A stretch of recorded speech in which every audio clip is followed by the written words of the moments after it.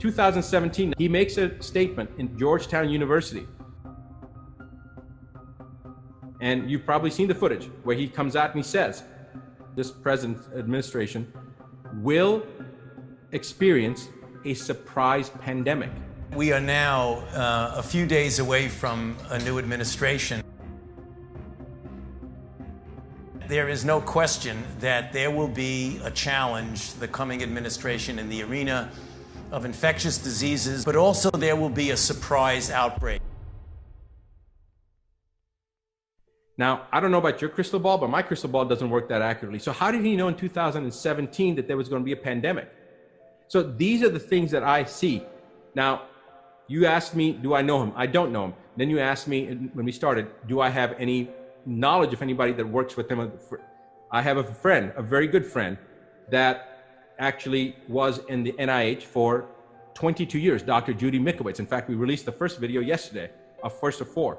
Dr. Mickowitz spent time at the National Institute of Health. She was doing the gain of function. Remember, gain of function is to make something more virulent, make it more damaging, make it more destructive, make it more resistant.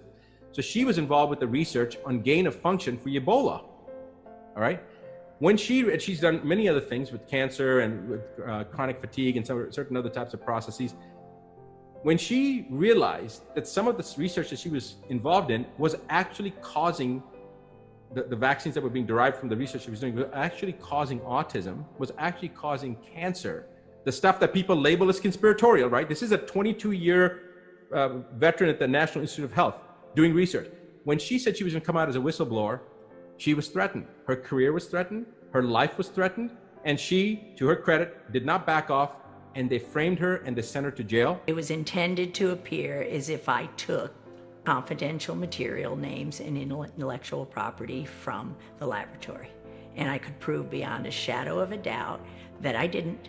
Heads of our entire HHS colluded and destroyed my reputation, and the Department of Justice and the FBI sat on it and kept that case under seal, which means you can't say there's a case or your lawyers are held in contempt of court. So you can't even get a lawyer to defend you. So every single due process right was taken away from me, and to this day remains the same. I have no constitutional freedoms or rights. The biggest misunderstandings of science that is causing one of the bigger problems. And this misunderstanding is this, the idea of vaccination. I say, what's the idea of vaccination? Well, I'm going to inject into you some foreign stuff, and your immune system is now going to create a response and have a memory to fight that foreign thing. I say, how'd you put that vaccine? I said, well, I used a needle and I injected it in there. I said, you have just bypassed one of the most intelligent organisms in the entire planet, not us, our body. There's more intelligence in our cells than we have, because our cells can do things that we can't even manifest in our technological world. I go, here's one of the biggest problems that I want to address, and I need people to understand it, and that is this. We already have a very functional mechanism for vaccination. Before doctors were here, people have been vaccinated for years before medicine. What do you mean vaccinated? And here's the point. There's a total misunderstanding of what is a tonsil. If you read the conventional book, a tonsil is protection. I said, protection from what? Well, all the openings in the head, mouth, nose, ears, eyes, all connect to the throat. So anything that can come in from the outside environment has to pass through the throat, and that's where the tonsils are. I said, yeah, they're there for protection, says the book. I said, wait a minute. The throat has the thickest lining of the entire digestive tract. It's thick as skin. I say, why is it relevant? If there was ever going to be an infection in the digestive tract, the last place in the entire world that would occur would be in the throat. It's not that any of us are against vaccination, just that the knowledge of the past 50 years and more says that every time we have a pandemic, it's driven by this inappropriate vaccination, which drives this cytokine storm. So there isn't anything, none of our vaccination programs have worked, and because of the way we have either attenuated the antigen, which means make it weaker. Originally in the polio vaccine, and this is in chapter 5 of our first book, Plague, the original cases of autism in the United States, and the first outbreak of myalgic encephalomyelitis called chronic fatigue syndrome, which is in fact that sickness behavior that Bruce was describing, spun out of control. Light sensitive, sound sensitive, everything's on fire in pain. Every alarm system's going off, and we have no dimmer switch. We have no brake. We can't turn it off.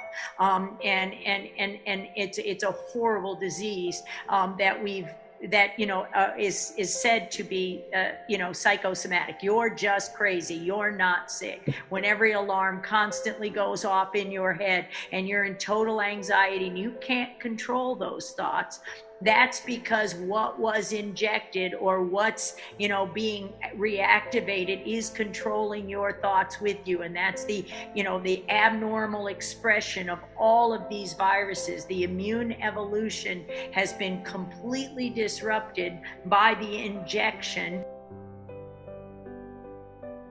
In terms of vaccination, there's a fellow over there, my son, Jamie. He's a massive, strapping 20-odd-year-old, and he has never had a vaccine, never ever vaccinated. Yeah. And he and my grandchildren have never been vaccinated, right?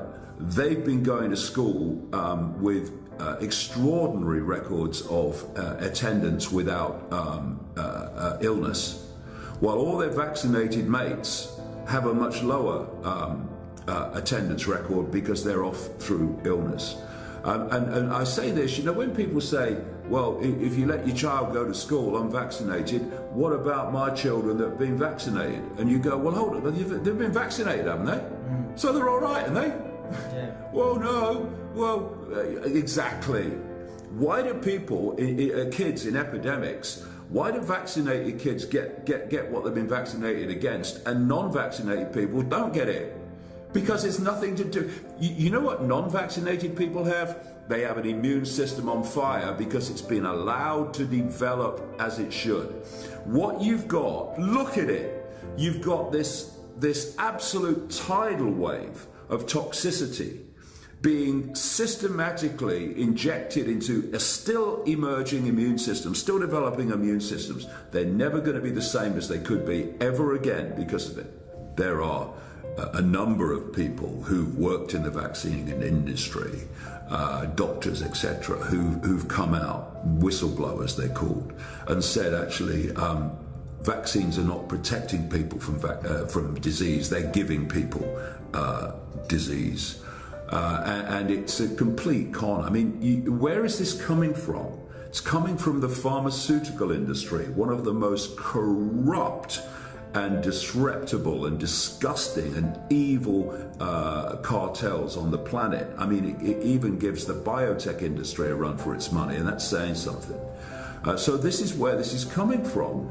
And even if it's beyond this, but even if you take just finance, does the pharmaceutical industry make money from people being well or people being sick? Their worst nightmare is a healthy world. So this is where we all owe it to ourselves to do due diligence. Audience, you know yourself better than anyone else. You know if you've cared for your body over the years. If you haven't, this is an invitation. You've got some time now because we're on a lockdown. This is an invitation maybe to be a little more aware of the nutrition. What is it you're putting into your body? Is it the best that you have? Is it live food or is it processed food? Movement is medicine. The opportunity to do some kind of movement every day, whether it's indoors, yoga, floor exercises, outdoors, walking, running, whatever it is. All of these things contribute to a strong and healthy immune response. So you're right, Brian, they are fast tracking the vaccines as well as the medications. And they're doing it from a number of different perspectives in terms of how these things are going to work. But my personal belief, is that if we honor our bodies, we don't need those external support systems